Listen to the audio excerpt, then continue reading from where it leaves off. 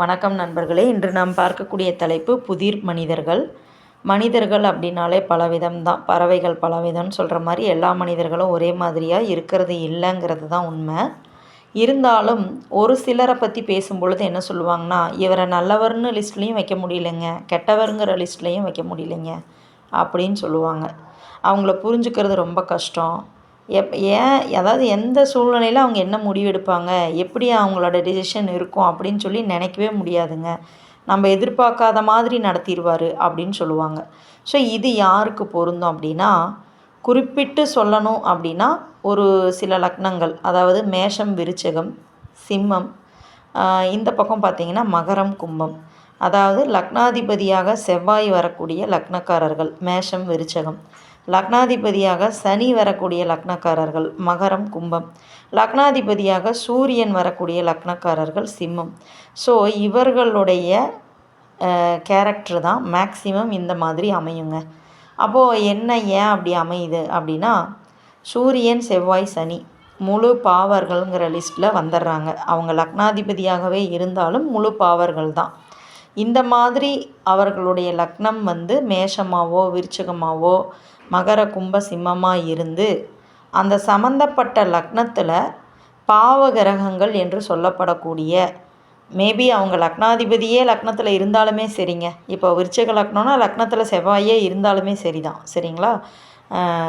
எந்த பாவ கிரகங்களாக இருந்து, அதாவது சனியாக இருக்கலாம், சூரியனாக இருக்கலாம், செவ்வாயாக இருக்கலாம், ராகுகேதா இருக்கலாம், இப்படி ஏதாவது ஒரு கிரகங்கள் நான் மேற்குறிப்பிட்ட அந்த லக்னங்களில் இருந்தது அப்படின்னா, அது ஒரு கிரகமாகட்டும், 2 கிரகமாகட்டும், அல்லது 3 கிரகமே இருக்கட்டும், எப்படி வேணாலும் இருக்கட்டுங்க.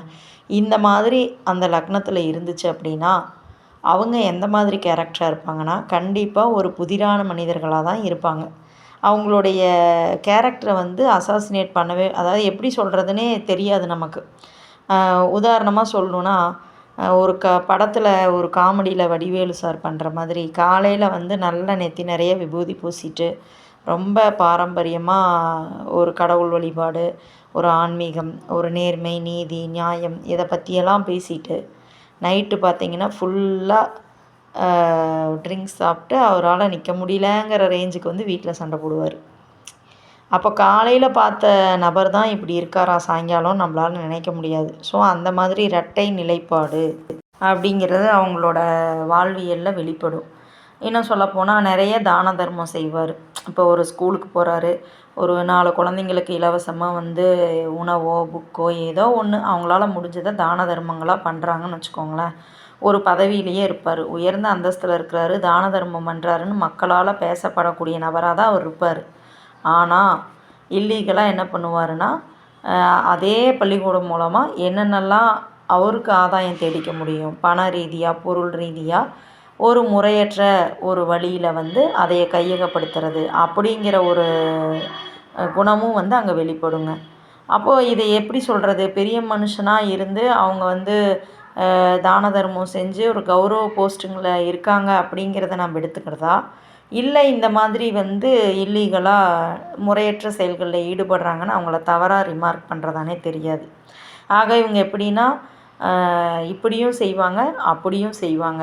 அப்போ தான தர்மம் செய்கிறது பல பேருக்கு தெரியும் பொழுது அவர் நல்லவராக அறியப்படுறாரு. இல்லீகலாக போகிறது சில பேருக்கு தெரியும் பொழுது அவர் கெட்டவராக உணரப்படுறாரு. அப்போ இவங்க என்னென்னா இப்படியும் இருப்பாங்க, அப்படியும் இருப்பாங்க. இவங்க ஒரு புதிர் மனிதர்கள் தான். இப்போ நான் சொன்ன விஷயங்கள் ஒரு 2 உதாரணம் தான். இது நம்ம வாழ்வியலில் பொருத்தி பார்த்தா நிறைய விஷயங்கள் இது மாதிரி இருக்கும் அப்படின்னே சொல்லலாம். ஸோ எப்படி இருந்தாலும் அவங்க கேரக்டரை நல்லவங்க கெட்டவங்கன்னு நம்மளால் ஜட்ஜ் பண்ண முடியலங்கிற மாதிரி அவங்களுடைய நடத்தையெல்லாம் இருக்கும். ஸோ இவ்வளவுதாங்க. நன்றி நண்பர்களே.